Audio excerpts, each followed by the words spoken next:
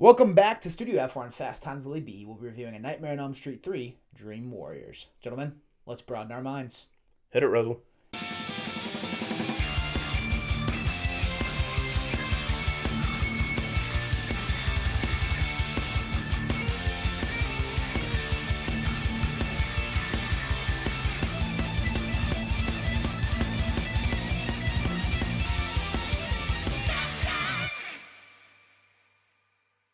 Welcome back to Fast Times Willy B. I'm Willy B. I'm here with Logan as we continue through the Nightmare franchise. We've got A Nightmare on Elm Street 3, Dream Warriors. Yeah. A fan favorite, for sure. Yes. One of my favorites. I think that this is the absolute high point of the franchise. Okay. Like, this is the pinnacle. The bold line at the beginning of the movie, or the beginning of the review, I like it. Yes. We still don't have Wes Craven in the director's chair, but we do get him back on the production team for this one. He wrote an early draft of the script for this, too. Yep. Cast-wise, we got Patricia Arquette. David Arquette's sister. Yeah. So, Wes. Using the Arquettes, man. Yeah. Robert Englund, obviously, back. Heather Langenkamp, back as well. Lawrence Fishburne. Yeah. Is in this movie. He denies that. It's like... He's kind of like Jared Leto in Urban Legend. Okay. Like, you ask him about the movie, he won't talk about it. Which doesn't make sense because this is like a beloved film. But yeah. I mean, like, dude, like, you'll talk about, like, people know you were in the Matrix sequels and Man of Steel and stuff, but you're not going to own up to this? Yeah. But whatever. We're going to start with the good. Just like the first one, most of my stuff is in the good, if not all of it. I don't have any bad off the top of my head. Well, I know I don't have any bad. I have one. Like, I don't know if it's going to be, like, necessarily bad, but I'm like, really, kid? Yeah. That's what you're bringing to the table? That's fair. That's going to be the one. I think we have the same. I'm going to put it in the mad, but I think we're on this. We might be on the same way. I don't know. We'll get there. We'll find out. But we're going to find out. This one is interesting because now we are in basically an insane asylum for children. Yeah. And it's all kids going through the same shit. They're all going through Freddy. And this one's really cool. The Elm Street children. Yeah. This one's cool too because it introduces the concept of a Dream Master. Yeah. Yeah. Dream Warriors. Well, yeah, this is the Dream Warriors, but we have Kristen is who can pull people into her dreams. So we get the introduction of her and that role. Which we'll get into future movies, but... Well, I mean, bringing that up, this is the beginning of the sub-trilogy in the franchise. Because, like, Dream Warriors, Dream Master, Dream Child is a through line. That is... For sure. Yeah. And I enjoy it, but this one is the introduction to all that, and we've got this group of kids with that are, going through it, and they're in this hospital, and this hospital just hires Nancy. Who's back, fresh out of college. And I like her way more in this than the original, if I'm being honest. That's fair. She's I more think like she's great in both. Yeah. I think she's a more realized character here. Yeah, but she's an adult and she's coming to her own. Yeah, she's bringing her expertise and her experiences to try and save these kids. Yes. Now, before we really dive into the story too much, this movie does have another top 5 all-time kill for me. And probably my favorite kill of the franchise, just beating out Glenn's. And that is the puppet. Okay, that's not what I thought you were going to say. Okay. Dude. No, that is gnarly. That kill, my coworker... And they zoom in on the feet, and you're just like, oh, that's his tendons. Pulls all the tendons out of his arms and legs and uses them as a puppet, and then snip. Yeah. And everybody thinks he jumps, but... Marionette style. Just, Which is cool, too, because he makes puppets. Yeah. I love the little puppet that Freddy turns into. That's the beginning of that kind of through line, too, is we're not just killing kids anymore. We're going to use their vices and their character types against them. Yeah, so it looks like a suicide. Yeah. No, my coworker before this past week, Ashley, she was like, what would be the worst way to die in a Nightmare movie? And I was like, that's up there. Like having the bug trap one would sound pretty bad. We'll get into that one. The bug trap one. Oh yeah, no, that's my number one for like I don't want that. Yeah, which we'll talk about that one in depth in a Kafka. in our next episode. But yeah, that like you said, that puppet style kill. It's just it almost like the stop motion on it too. Like I like the little Freddy puppet. It looks like something out of like Puppet Master. Yeah, it does. I thought it was really well done. But like watching that scene, your legs and arms start hurting. Mm-hmm. That's the thing about this Nightmare franchise, dude. It like some of these kills just make you go, and then you feel it. It's nasty. Like, no, now my arms are hurting or my chest hurts. But no, it's probably my favorite kill in the franchise here in Dream Warriors. Yeah. But yeah, shortly after that kill. Welcome to prime time, bitch. We get that. Yeah. It's beautiful. I wish this shirt said bitch, but it doesn't. Actually, I'm glad it doesn't because I don't think you can like wear it around. Places. Yeah. I mean that takes some. That would take some guts right there. Yeah. It would definitely be just like a con shirt. I'm not rolling up to work with this on. Yeah. But I mean, I'm even without that word, I'm probably not wearing this to work, so I don't know why I said that. But I can wear it out in public and not feel like a jerk. So, but no, another great kill. The girl that wants to be on TV. Yeah. She's in prime time now. Which like, how did they believe that that's a suicide? She's like 3 feet off the ground and her head's submerged in a television. Yeah. That's something you can't do by yourself. No. I need some help at least. Yeah, like, I don't know. But nonetheless. What a way to go. Yeah. But those are like 2 major deaths in this movie. It's not a death, but as far as a special effects scene, I really like the Freddy worm. Yeah. And like... That's when she pulls Nancy in. Yeah, and like, it's eating her up, and like, that is just... Yeah. And it like stands up on its hind, and it like makes eye contact with Nancy, and like, you like that is I get chills. Yeah. Watching that scene. We'll have to do like a video about movie worms. Yeah. We've got the Beetlejuice worm. We've got the Nightmare Freddy worm. All right. Sandworms from Dune. That'd do it. I'm trying to think of worms. Spend 30 minutes where we just list worms from pop culture. SpongeBob. What? The worm that comes out of the cave. Oh yeah, okay. But yeah, man, that's a really cool scene too, because like I said, it pulls in Nancy. So Nancy's now back in hell. Yeah. And it furthers the strength of this Dream Master concept, which is really cool too.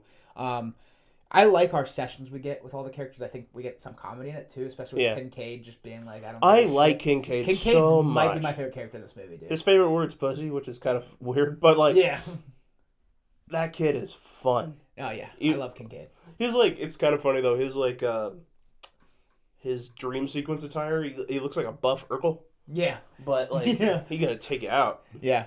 Yeah, I like the Dream Warrior stuff too, like all the well, not all the powers. Not all the powers. See, I think we are on the same wavelength, but I do like Kincaid's. Kincaid's just my favorite character in this movie.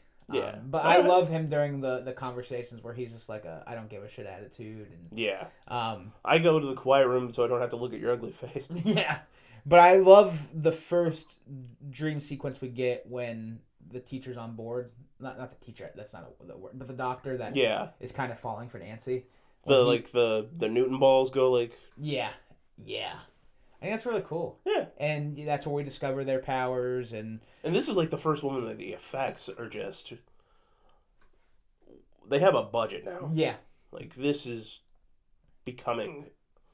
You can tell that like Freddy Mania is like in full swing because like they have a budget. Yeah. But then it's a fun story too in the sense that like he gets sent on this storyline with John Saxon, Nancy's dad, and I'm very happy he got to come back. Yeah.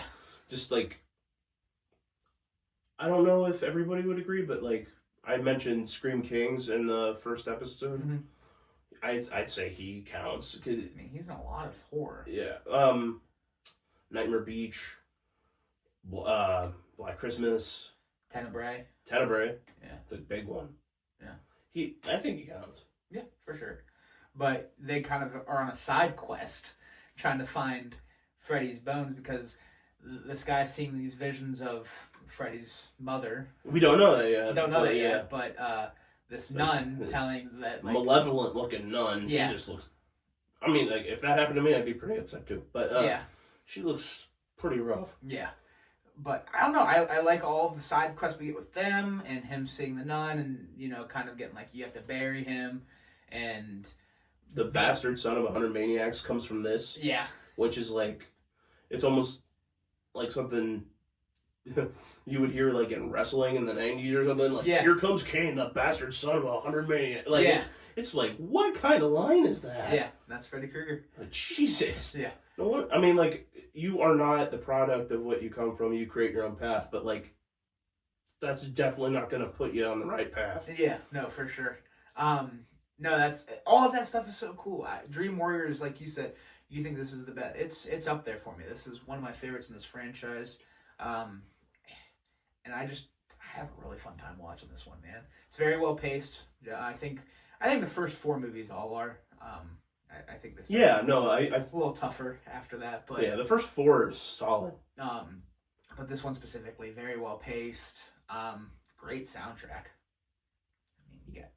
I mean, you got it back there, but Dream Warriors, you got Doc and shout out Logan for bringing over all this cool nightmare stuff to display for these episodes. But yeah, man, Doc. Gotta have a reason for like. Yeah. If I come on the show, you get cool stuff to look at. Yeah, exactly. You gotta want me to come back. Exactly. Right? But you ain't rocking if you ain't docking. That's what they say, man. So we get Dream Warriors, we get Into the Fire, we get In My Dreams. Yeah. Docking was in full throttle for this film, and I love it. And that's like, I'm gonna go off the track again because that's just what I do, I guess. But one of my favorite things from like boogeymen slasher movies is I like when a rock or metal band gets to do an original song for a slasher movie. Like, I almost feel like you haven't made it until you get one. Yeah. Because, like, we got Dream Warriors. So, like, Leatherface had the Leatherface song. Yeah. In the 3rd film. Okay.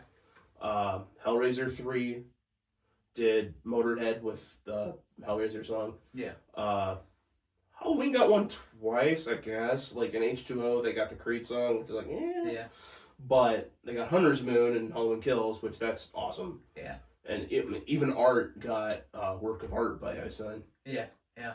So, and Terrifier 3.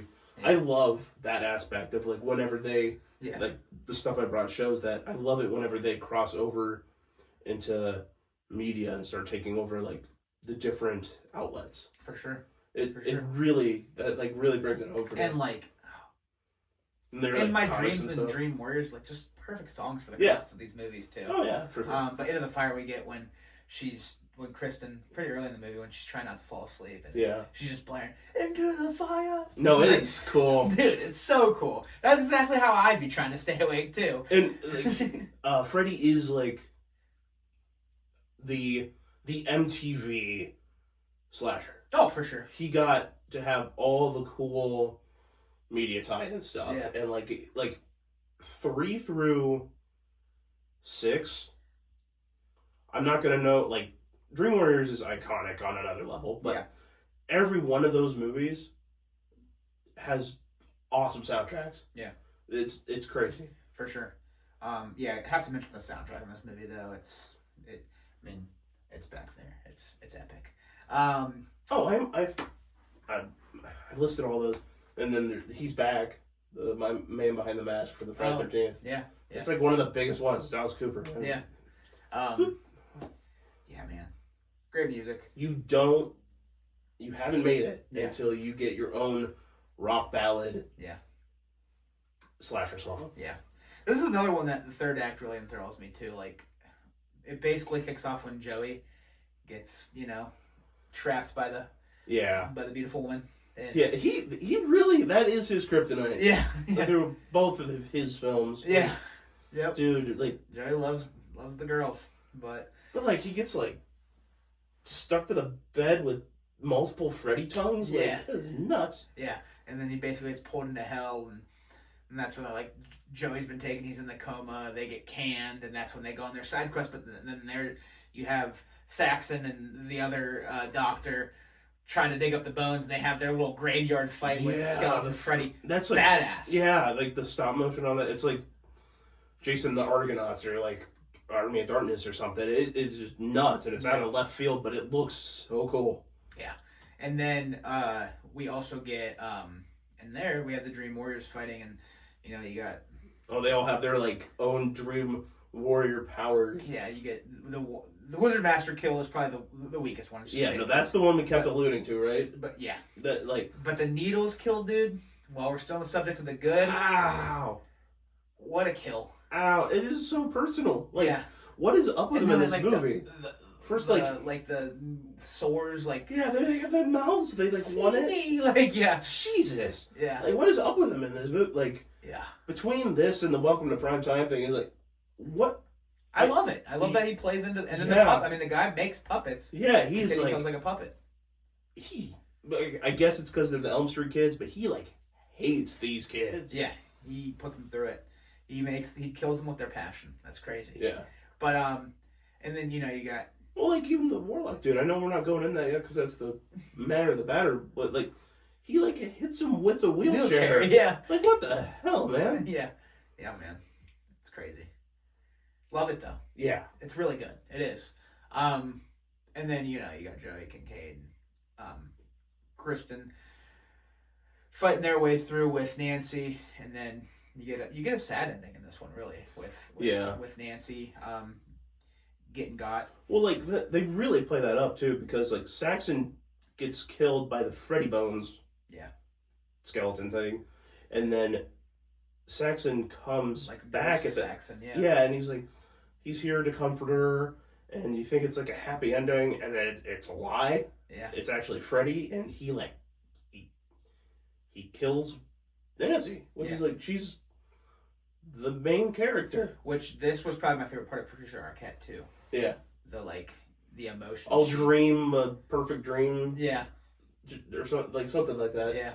And they pay that off in the comics. I don't know how much you know about that stuff, but in Freddy versus Jason versus Ash, Nancy comes back as a ghost, and apparently the reason why she got to be a ghost force is because she was dreamed into her perfect dream thing.